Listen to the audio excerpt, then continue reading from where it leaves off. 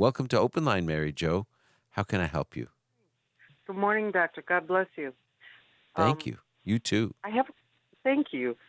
I have a question that I'm afraid it's probably going to sound silly or trivial, but it's something that's like perplexed me for a while, and I have never heard anyone talk about it.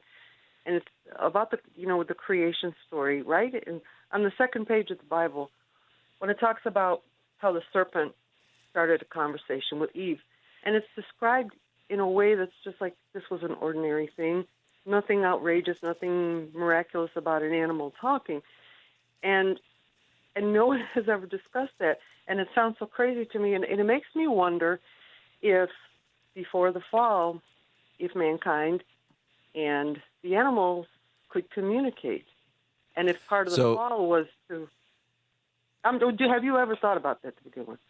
oh, sure. Uh,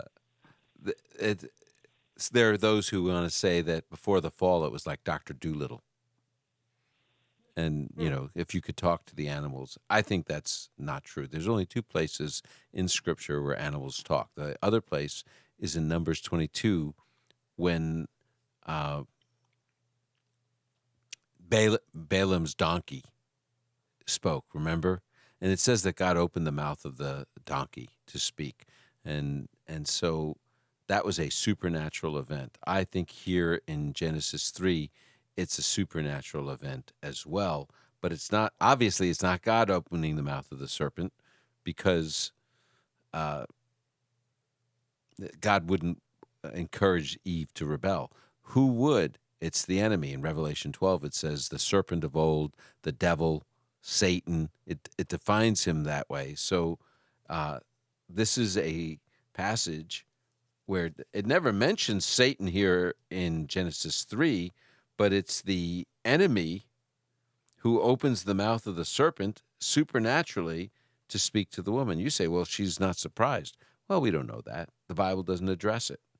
Uh, when the Bible gives a narrative, it doesn't give everything that happened. It's not a videotape of the event so that we can say, oh, this is a video recording, and now we can see exactly what happened. What it is, it's giving us the data that we need for us to understand it.